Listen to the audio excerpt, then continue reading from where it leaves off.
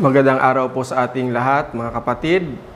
Tayo po muli ay mag-aral ng salita po ng ating Panginoon at sa umagang ito, bago po tayo magpapatuloy, tayo po muna ay mananalangin.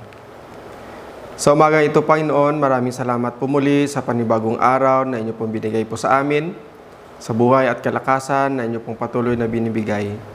At sa amin po pag-aaral sa inyo pong mga salita, samahan niyo po kami at bigyan po kami ng karunungan at kaalaman sa amin pong tatalakayin ang patungkol po sa unang mensahe ng anghel sa Revelation 14. Tulungan niyo po kami, Panginoon, na amin pong maunawaan ang mga bagay na ito sa pangalan ng aming Panginoong Hesus. Amen. Bago po tayo magpapatuloy sa atin pong pag-aaral, tayo po muna ay makakarinig ng isang awitin para po sa ating Panginoon.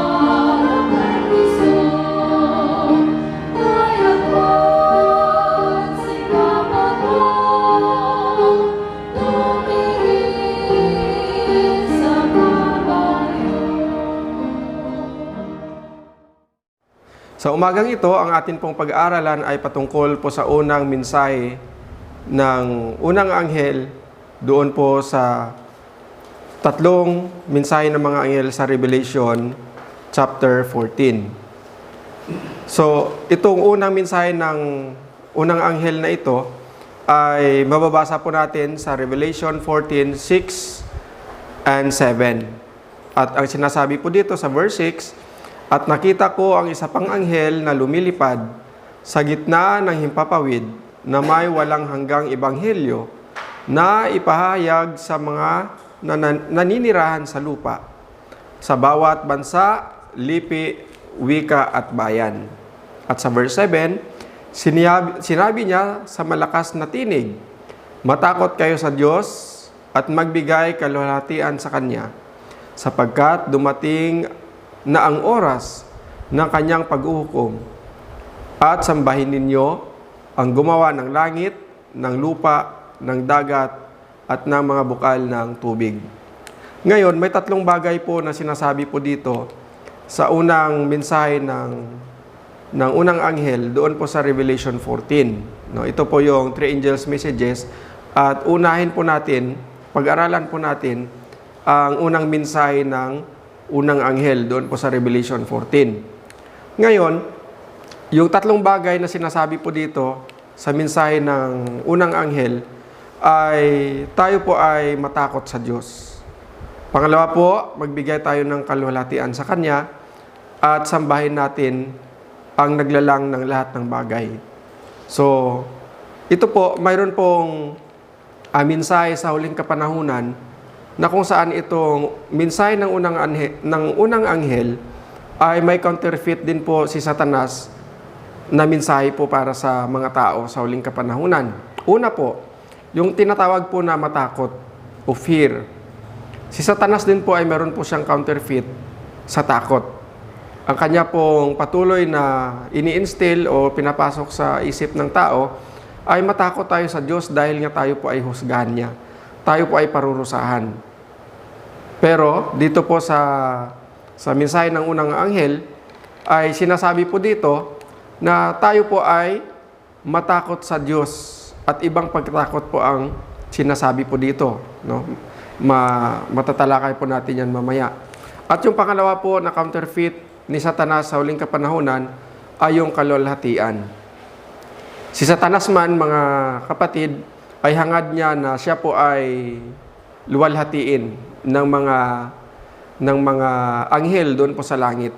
No, kaya nga hanggang dito po sa lupa ay kahit nga si Jesus Christ ay kanya pong tinukso na siya po ay luwalhatiin ni Jesus Christ at siya po ay bigyan po siya ng papuri. At ganoon din, ang counterfeit pangatlong counterfeit na gagawin ni Satanas sa huling kapanahunan ay yung pagsamba, no, o worship. So doon po sa sinabi po ng unang anghel ay sambahin natin ang gumawa ng langit, ng lupa, ng mga dagat at ng bukal ng tubig. So binabalik po tayo ng unang anghel sa kanya pong mensahe na sambahin po natin ang atin pong manlalalang. Kasi nga po sa huling kapanahunan, ang pagsamba po ay nasa iba't ibang kaparaanan na, no? Marami na po ang mga Kristiyano ngayon ang sinasamba ang kanilang mga leader, no? Ang kanila pong mga namumuno. At ganoon din, sa mga Kristiyano, marami pong idol worship na nagagawa. At ito po ay mangyayari sa huling kapanahunan. So, ang unang mensahe ng unang anghel ay matakot sa Diyos at magbigay ng kaluwalhatian sa Kanya at sambahin ang gumawa ng lahat ng mga bagay. Ngayon, may mga rason po bakit sinabi po ng unang anghel yung mga bagay na ito doon po sa unang mensahe ng unang anghel. Una, ang pagkatakot po sa Diyos ay hindi po siya negatibong implikasyon, no? Kasi ang pagkatakot po para sa Diyos, ito po ay isang magandang bagay na pinapakita po natin sa atin pong mahal na Diyos. Katulad po sa karanasan po ni Abraham, nung siya po ay sinabihan po ng ating Panginoon na ialay niya po ang kanya pong kaisa-isang anak na si Isaac. Dito po sa Genesis 22:12, ito po yung sinasabi ng banal na kasulatan patungkol po doon sa pag-alay ni Abraham sa kanyang kaisa-isang anak na si Isaac. At kanya ay sinabi, huwag mong saktan ang bata o gawan mo siya ng anuman, sapagkat ngayon nalalaman ko na ikaw ay may takot sa Diyos at hindi mo ipinagkait sa akin ang iyong anak at ang iyong kaisa-isang anak. Ngayon, yung takot po dito ay hindi po takot dahil po negatibo ang pagkatakot ni Abraham sa ating Panginoon, no? At nalaman na ating Panginoon, sinabi nga dito na si Abraham ay may takot sa Diyos. Ano pa po? Dito rin po sa Deuteronomy 5:29, ang kanila nawang isipan ay magiging laging ganito. Patungkol po ito sa kautusan, na natatakot sa akin at kanilang tuparin ang lahat ng aking mga utos para sa ikabubuti nila at para sa kanilang mga anak magpakailanman. So dito po sa Deuteronomy, ang takot po dito ay para sa ikabubuti at para po sa kautusan. So doon po kay Abraham, no? Sa bagay na ginawa po ni Abraham yung request ng ating Panginoon na ialay po ang kanyang anak, ay naging masunurin po siya, no? Naging masunurin po siya, at ganun din dito po sa Deuteronomy 5:29 ay ang pagkatakot po dito ay ang pagtupad sa mga utos ng Diyos para sa ikabubuti ng lahat ng angkan ng Israel magpakailanman.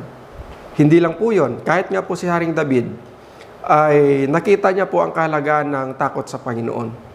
Dito po sa Salmo 103:17, ngunit ang tapat na pag-ibig ng Panginoon ay mula sa walang hanggang sa walang hanggan para sa mga natatakot sa Kanya. At ang Kanyang katwiran ay hanggang sa mga anak ng mga anak. So, nakita po ni Haring David na dito po sa pagkatakot sa ating Panginoon, ang pag-ibig ng Panginoon ay nararanasan ng Kanyang mga anak. So, hindi po negatibo ang takot na sinasabi po doon sa unang anghel, no? Doon po sa Revelation 14. Ganun din kay Haring Solomon sa Ecclesiastes 12:13, ito ang wakas ng mga bagay. Lahat ay narinig, matakot sa Diyos o matakot ka sa Diyos at sundin mo ang kanyang mga utos, sapagkat ito ang buong katungkulan ng tao. No? So, ito naman ay patungkol na naman sa pagsunod sa utos ng ating Panginoon. So, which means, yung word na takot na yon ay pagiging masunurin. No? Tayo po ay nagiging masunurin sa ating Panginoon. Sa Proverbs 9:10, ito po ang sinasabi, ang takot sa Panginoon ang pasimula ng karunungan at ang pagkakilala sa banal ay kaunawaan. So ano po yung takot sa Diyos? Pasimula po ng karunungan. Which is, ang counterfeit naman ni Satanas sa huling kapanahunan, ang takot na ini-instill at pilit na pinapasok ni Satanas sa mga isipan ng tao, matakot tayo sa Diyos dahil tayo po ay kanyang bibigyan ng kaparusahan. So hindi po yon ang mensahe ng unang anghel. No?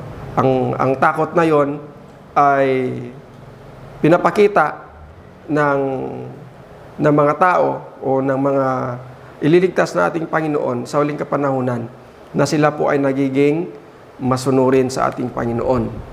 Kagaya po ni Job, na siya po ay nagiging tapat sa ating Panginoon at masunurin, at nakita po, no, kahit nga si Satanas ay nakita niya na si Job ay may takot po sa Diyos at lumalayo po siya sa kasamaan. Although na siya po ay sinubok, ay nanatili po si Job na matatag sa kanyang pananampalataya dahil siya po ay may takot sa Diyos. Okay. So ngayon, titingnan naman po natin yung tinatawag na kaluwalhatian. Yung pangalawang bagay na sinasabi po ng unang anghel doon po sa Revelation 14. Magbigay ng kaluwalhatian. Sino nga ba ang pwede nating bigyan ng kaluwalhatian? So, sa huling kapanahunan, ang Panginoon po natin ay naghahangad na maibigay po sa Kanya ang kaluwalhatian. Dahil nga po ito pa isang warning, means to say, at sinabi nga po doon sa Revelation 14, no, verse 6, ay sinabi po ito ng unang anghel na may malakas na tinig. No? Pag malakas na tinig, yun po ay importante. No? Yan po ay parang may state of emergency. Dahil nga po ito ay malakas para marinig po ng marami. So, sa anong bagay po natin nabibigay ang kaluwalhatian sa ating Panginoon? At bakit sinabi ng anghel na ibigay natin ang kaluwalhatian sa ating Panginoon? Dito po sa Matthew 5:16, ito po ang sinasabi, paliwanagin ninyo ng gayon ang inyong ilawan sa harap ng mga tao upang makita nila ang inyong mabubuting gawa at luwalhatiin nila ang inyong Ama na nasa langit. So ano po yung bagay na gustong ipaabot ng ating Panginoon patungkol po sa pagluwalhati sa Kanya. So isa pa po dito ay yung mga mabubuting gawa. Ang ating Panginoon ay naluluwalhati po natin sa pamamagitan ng atin pong mabubuting gawa. So ang mabubuting gawa po natin ay hindi po naging basihan para sa ating kaligtasan, pero sa pamamagitan ng ating mabubuting gawa ay niluwalhati po natin ang ating Ama na nasa langit. Ganon din po sa 1 Corinto 10:31, ang ating Panginoon ay nagsasabi na kahit ano po ang ating ginawa, no, kumain man po tayo o uminom o ano yung ating mga ginagawa, ay gawin po natin ito lahat sa kalwalhatian ng ating Panginoon. So, ito ay patungkol po sa atin pong mga ginagawa araw-araw, no? Niluwalhati po ba natin ang ating Panginoon sa ating pong mga ginagawa sa araw-araw? At ganoon din dito po sa Colosas 1:27, sa kanila ay ninais ng Diyos na ipaalam kung gaano kalaki ang mga kayamanan ng kalwalhatian ng hiwagang ito sa gitna ng mga hintil, na ito'y si Kristo na nasa inyo, na siyang pag-asa sa kalwalhatian. Yan. Kung yung ating pong mga gawa ay nagbibigay kalwalhatian sa ating Panginoon, ay si Jesus naman, no, dito po sa Colosas 1:27, ay nagbibigay rin po ng pag-asa at kalwalhatian sa ating Panginoon. So, dito po sa bagay na ito, no, ang kalwalhatian ay mayroon pong halaga sa harap ng ating Panginoon. Sa 1 Corinto 6:20, sapagkat kayo ay binili sa isang halaga, kaya't luwalhatiin ninyo ang inyong katawan, ng inyong katawan ang Diyos. No? So, ito po ay nagpapaabot po sa atin na sa araw-araw po nating pamumuhay ay niluwalhati natin ang atin pong Panginoon. So kaya nga, dito po sa Revelation 14, ay sa huling kapanahunan, dapat daw ang isang mananampalataya, kahit anuman po ang kanyang ginagawa, ay nagbibigay ito ng kalwalhatian sa ating Panginoon. Okay? So sinabi nga po dito sa Seventh-day Adventist Bible Commentary, Volume 7, page 971, the glory of God is to reveal His character in our own, and thus make Him known. And in whatever way we make known the Father or the Son, we glorify God. Kahit sa ano pong kaparaanan na binibigyan po natin ng kalwalhatian ang atin pong Panginoon, ay niluwalhati rin po natin ang anak at ganoon din ang Ama na nasa langit. Ano pa po? The world offers many things in which to glory. Kasama na po yun dyan ang kayamanan, ang bahay, mga pagmamayari, no? Ang atin pong mga posisyon, at ganoon din ang atin pong mga kapangyarihan. At sinabi nga po dito, all of this bring glory to the individual. No?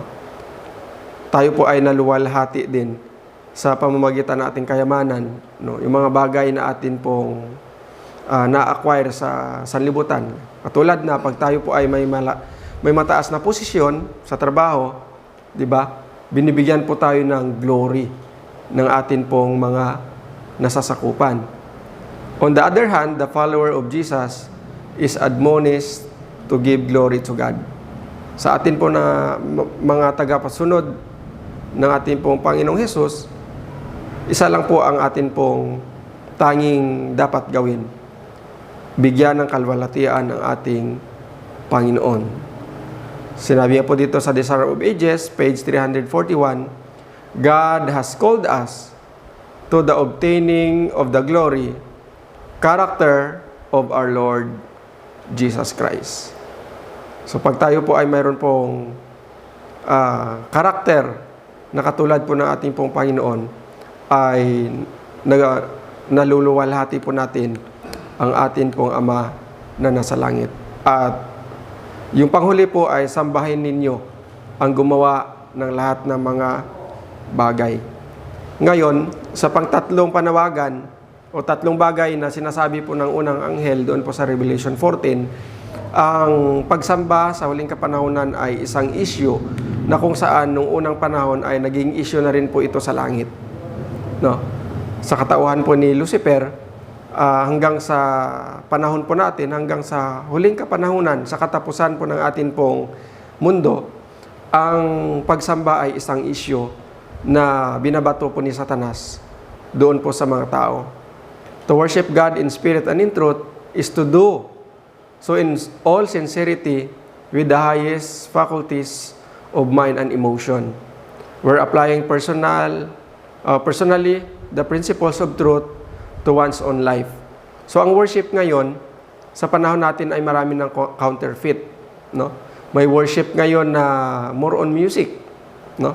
May music ngayon na more on charismatics, no? May mga worship ngayon na ginagamit yung mga emotion ng tao. Pero sinabi nga po dito, ang prinsipyo ng katotohanan ay makita po sa buhay ng isang tao. Yun po ang totoong worship. Ganon din, sa aklat pa rin ng Desire of Ages, page 189, by seeking the holy mountain of a sacred temple, are men brought into communion with heaven. Religion that comes from God is not only religion that lead to God. No, in order to serve Him aright, we must be born of the Divine Spirit. This will purify the heart and renew the mind, giving us a new capacity for knowing and loving God, willing obedience to all His requirements. This is true worship. So may connection po siya doon sa pagsunod, no? Sa kalooban ng ating Panginoon. So doon po sa bagay na tayo po ay sumusunod sa ating Panginoon, sumusunod po tayo dahil mahal po natin ang Panginoon. Hindi po tayo sumusunod dahil takot tayo na maparusahan. So outcome lamang po ng pagsunod po natin ang pagmamahal po natin sa ating Panginoon. At ganoon din, no? Dito po sa aklat pa rin po ni Mrs. Ellen G. White sa Last Day Events 165 paragraph 3, Satan will come personating Jesus Christ, working mighty miracles, and men will fall down and worship Him as Jesus Christ. No, kasi Satanas man ay gusto niyang gayahin si Jesus Christ para sambahin po siya na parang siya ay si Jesus Christ. Okay? We shall be commanded to worship this being whom the world will glorify as Christ. So akala natin si Jesus Christ talaga yung ating wini-worship, pero yun pala ay personality lamang ni Satan na siya po ay nagkatawang Jesus Christ para siya lang po ay masamba ng mga tao. Satan is striving to gain every advantage. No, talagang ginagawa niya po ang lahat ng kanyang makakaya. Disguised as an angel of light, he will walk the earth as a wonder worker. No, magiging sikat. Well known si Satanas dahil po sa kanya pong mga kababalaghan na gagawin sa lupa. In the beautiful language, he will present lofty sentiments, good words will be spoken by him, and good deeds performed. Christ will be personified. No? Wala pong ibang ginagawa si Satanas, kundi simula nung una pa, ay pinipiki niya na po ang katauhan ni Jesus Christ. Siya po ay nagkukunwari ng anghel ng kaliwanagan. Pero siya pala po ay nanlilinlang at dinadaya ang mga taong hindi nakakaalam sa ating Panginoong Hesus.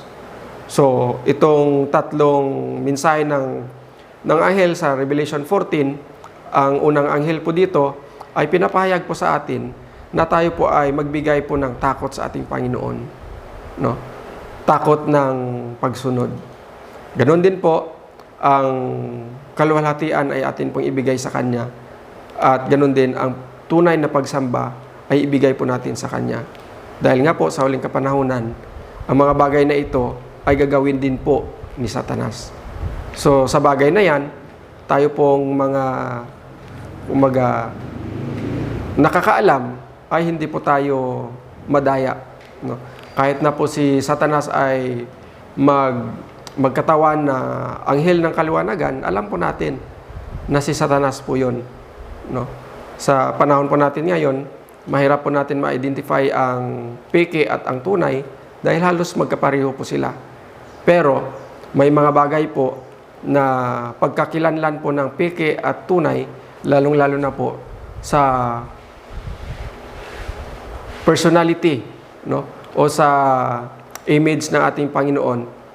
Makikilala po natin ang isang tao na nasa Diyos at ang tao na wala po sa Diyos. Kaya nga dito po sa Revelation 14 verse 7, ito po ang unang mensahe ng unang anghel doon po sa tatlong mensahe ng tatlong anghel sa Revelation 14. Dito po sa verse 7, sinabi niya sa malakas na tinig, matakot kayo sa Diyos at magbigay luwalhati sa Kanya, sapagkat dumating na ang oras ng Kanyang paghuhukom. At sambahin ninyo ang gumawa ng langit, ng lupa, ng dagat, at ng mga bukal ng tubig. No? Sa unang batas pa lang na binigay po ng ating Panginoon, na tayo po ay huwag magkaroon ng ibang Diyos sa buhay po natin. Kaya nga ang ating Panginoon, para po hindi tayo maligaw, no? Hindi po tayo madaya, ang salita po ng ating Panginoon ay atin pong nagiging gabay sa araw-araw po nating pamumuhay. Kaya nga sa umagang ito, sa ating pag-aaral, patuloy po tayong mapagmasid, patuloy po tayong mag-aral, no? Patuloy po tayong humingi ng karunungan at kaalaman sa ating Panginoon sa mga bagay na nangyayari sa ating kapaligiran, para hindi po tayo malinlang at hindi po tayo madaya ng ating kaaway na si Satanas. So, bago po tayo magtapos, tayo po ay mananalangin. Sa umaga ito, Panginoon, maraming salamat po sa mensahe ng unang anghel sa Revelation 14, na kung saan ito po ay nagbibigay po sa amin ng paalaala na kami po, Panginoon, ay magkaroon ng takot, magbigay po kami ng kaluwalhatian, at sambahin po namin ang naglalang ng mga bagay dito po sa sanlibutan. Panginoon, tulungan niyo po kami na wag po kami madaya ng amin pong kaaway na si Satanas. Dahil sa huling kapanahonan, Panginoon, Kanya pong gagayahin ang amin pong Panginoong Hesus para siya po ay mabigyan ng kaluwalhatian, mabigyan po siya ng pagsamba. Ngunit, Panginoon, sa amin pong mga nag-aaral ng banal na kasulatan ay hindi po ito mangyayari. Dahil alam po namin na kayo po ang patuloy na gumagabay po sa amin at nagbibigay po sa amin ng karunungan at kaalaman para malaman po namin ang mga bagay na ginagawa ng aming kaaway. At maraming salamat, Panginoon, sa inyo pong mga salita sa umagang ito na magiging gabay po namin sa huling kapanahunan. Ito po aming dalangin sa pangalan ng aming Panginoong Hesus. Amen.